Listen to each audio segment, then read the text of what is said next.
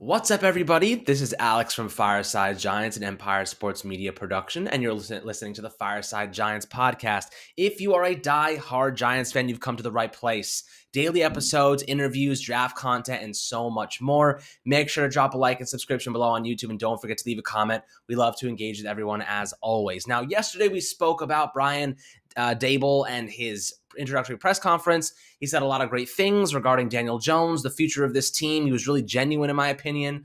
And he had some really, really interesting things to say, and we broke down a lot of that. So if you missed that episode, go check it out from yesterday. But today we want to talk about a couple different things, ranging from Brian Daboll's his new offensive coordinator. Who is that going to be? There's some information there that we want to share with you guys, and the hiring of Bobby Johnson, their new offensive line coach.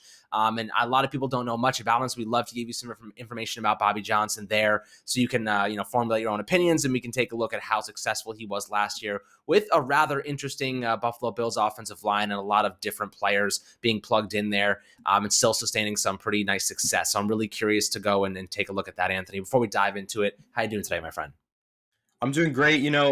The hiring of Ken Dorsey over in Buffalo, he was the quarterback's coach. Now he just got promoted to offensive coordinator. That's a pretty big blow for Brian Daboll and the New York Giants. Daboll was trying to build out this offensive staff. Daboll does not want to call the plays, but if he has to call the plays, he will. And Joe Shane, the general manager, does not want Daboll to call the plays. Ideally, the offensive coordinator will call plays for the offense. But now that Ken Dorsey has been promoted to offensive coordinator in Buffalo, seems really likely that we're going to get Brian Daboll calling plays in 2022, unless he's able to do a really thorough search here in the next week or so and find a good offensive coordinator to take place of the position that Ken Dorsey was supposed to have, right? The reports are saying that the Giants offered Ken Dorsey a very lucrative deal. The Bills came in, they matched the offer, and he said, well, you know what? If it's the same amount of money, I might as well stay. So that's what's happening there. But it's going to be really interesting now just to see what Brian Daboll is going to do here, because he's been put into a kind of tricky position. It seems like they had a plan for this offense, exactly what they wanted to do,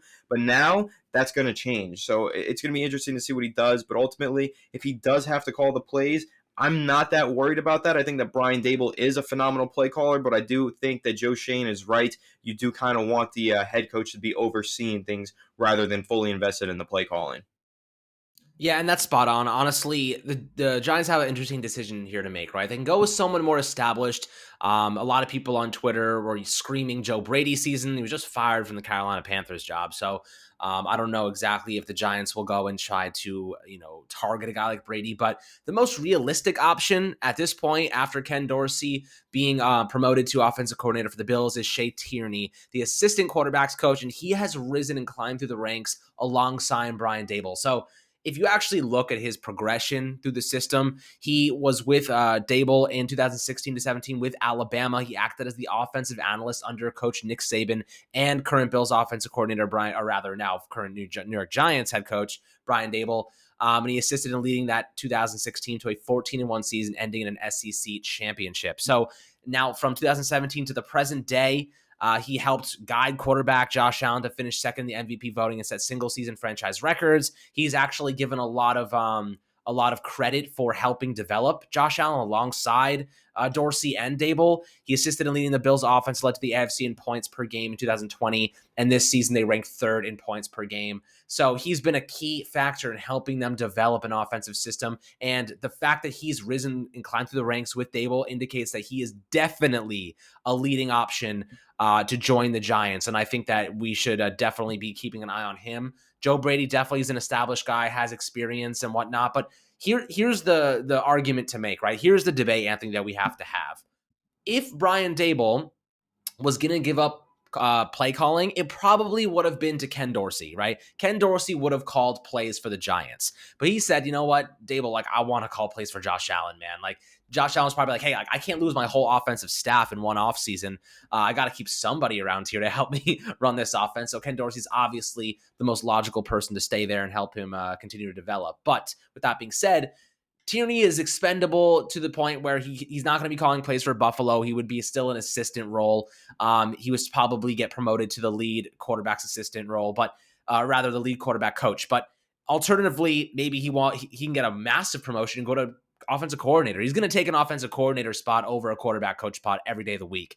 But Daboll, would you think with Tierney making kind of that jump from assistant QB coach to offensive coordinator, do you think Dable would still want to call plays because he's still a little bit inexperienced? Or do you think, you know what, he just gives him the play calling and they work together? They kind of devise a scheme and they're on the same page. Maybe he has experience kind of in that area. What do you think Dable kind of lands there? Yeah, with Tierney, I think it's interesting. I almost think it's more like they'd have to see how it goes during preseason, right? Like they're going to need some trial runs with Tierney because, as you mentioned, he's an assistant quarterbacks coach. He's never called plays. He doesn't even have experience being a full time assistant or a full time assistant coach, right? He's an assistant for an assistant coach, right? So he's not even close to being an offensive coordinator worthy of calling plays. I mean, if Brian Dable gives him the vote of confidence, says, "Yeah, I want you to be the OC. I think you can do it. I believe in you," then who am I to disagree with Brian Dable? He knows him better than we do, certainly. But there is something to be said about, can this guy call plays? Can he run the offense on his own? Probably not. He doesn't have that kind of experience that a Ken Dorsey had, that a Brian Dable has, right? Brian Dable, if you were to hire Tierney, I have to assume that Brian Dable would be calling the plays instead, and he would just be working with Tierney to build the offense and develop the offense. But I would assume that Brian Dable would be calling the plays for that offense, though. Who knows? We'll see. Maybe they go through training camp and they let the OC call the plays throughout training camp, and it's really, really solid. And then they get into preseason and he has a couple good games there. Then maybe he gets the nod in the regular season and gets to call the plays. But I think that's something that if that is who they hire at OC, Tierney, they're going to have to work on that throughout the offseason to make sure that he's ready to call plays in the regular season. But personally, I would assume that Brian Dable would be calling the plays in that scenario. Right, and it was always expected that Dorsey, for the record, was going to be promoted to offensive coordinator for the Bills. That was an opportunity. It's the same job. It depending on what the money was like, I have no idea. But Josh Allen, Daniel Jones, take your pick. The Josh Allen pick is obvious. You'd rather stay there and lead that potent offense. So Tierney's the one. Tierney's the guy. That's the person. If I had to bet my money, I'd say he's going to be the next offensive coordinator for the Giants. Personally, a lot of people want Joe Brady. There's a lot of other names out there. Pep Hamilton's another one that I've seen. So it's very interesting. There's some guys that, and maybe if other names are starting to arise, other rumors, will make a video about those guys specifically so you have more information on them. But right now, Shea Tierney seems like he is leading the pack. But let's take a look at Bobby Johnson, right? Bobby Johnson just signed on to be the Giants offensive line coach. Now, Bobby Johnson, by all accounts, is a phenomenal coach. I think he's going to be tremendously successful with the Giants. And this is why. This is what the Buffalo Ramblings website from SB Nation said about Bobby Johnson, right? And keep in mind, the Bills' offensive line ranked 14th in pass protection this past season.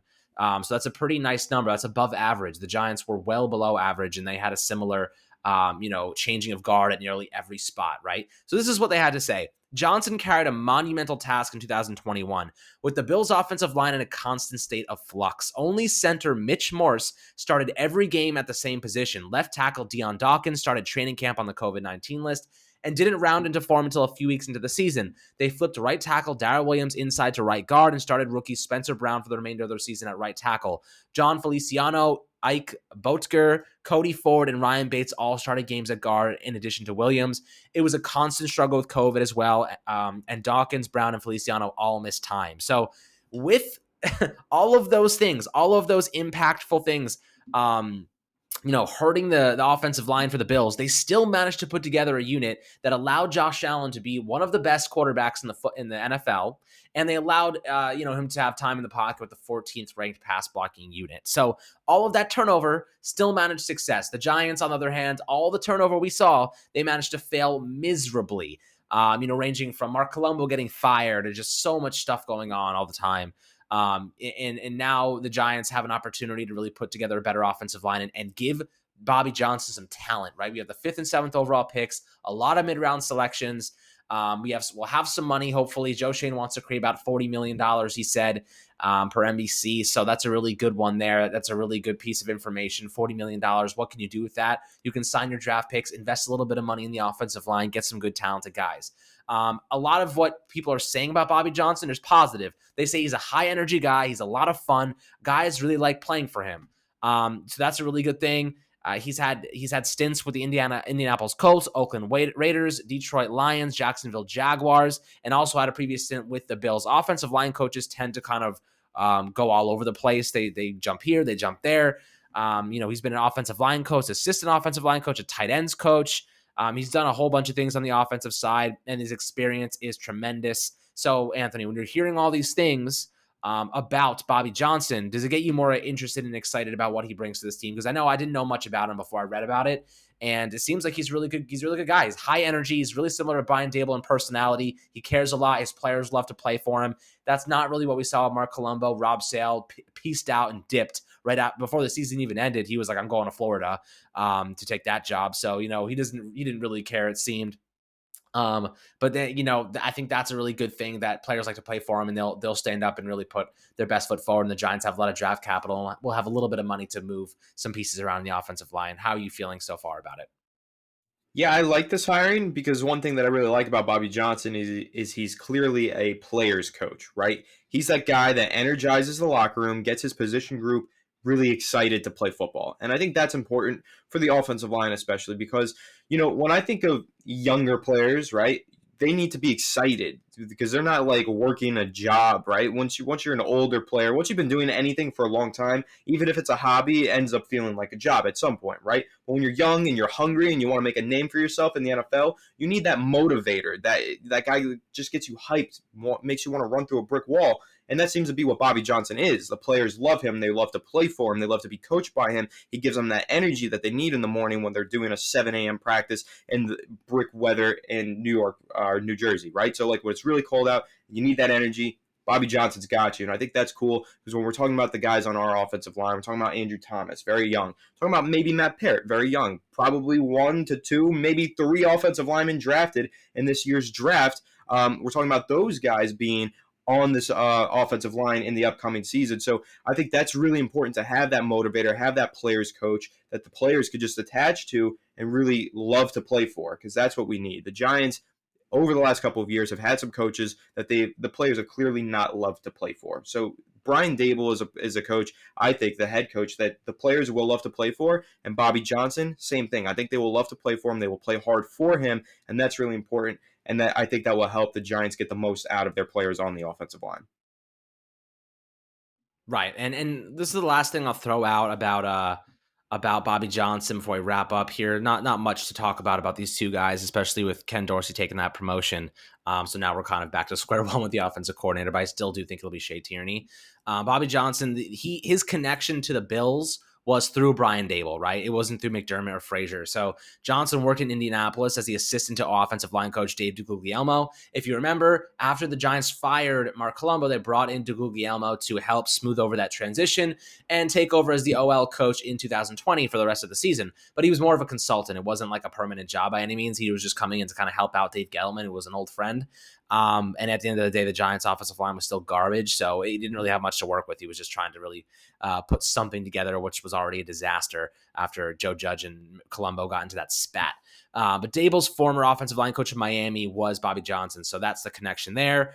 And he was also a colleague in New England with the Patriots. So obviously, Dable's trying to bring over as many familiar faces as he can, populate this Giants coaching staff with guys he trusts and knows will do a good job. So I do like that about him, which is why Shea Tierney makes so much sense because of the obvious connection and the fact that he's trying to pillage the entire Bills offensive staff.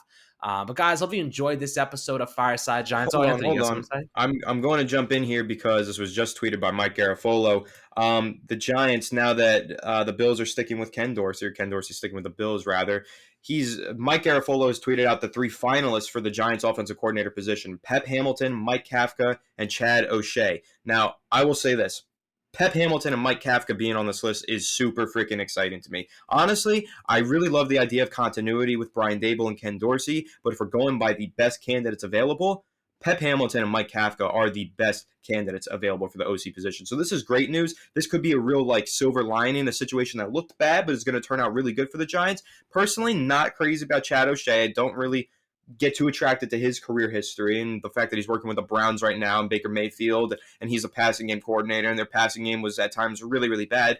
And obviously, Odell Beckham Jr. was misused since he's been a beast for the Rams, right? But when you take a look at Mike Kafka, quarterback's coach for Patrick Mahomes and the Kansas City Chiefs, That's awesome. And then you look at Pep Hamilton, former offensive coordinator for the Indianapolis Colts with Andrew Luck. And now, of course, we also saw Davis Mills, the quarterback for the Houston Texans this season, play really good, like above all expectations. He's a passing game coordinator and quarterbacks coach over in Houston right now. He could make a really, really strong contention for this offensive coordinator job. So Pep Hamilton, I mentioned him like a month ago to you on this podcast, Alex, how I thought that he could be a really great name to throw out there for the OC position for the Giants. Really happy to see that he's one of the 3 finalists that Mike Garafolo has found from his sources in the Giants offensive coordinator candidacy. And him and Kafka, I think those are really great names that we should be really excited for. Hopefully the Giants land one of those 2 guys.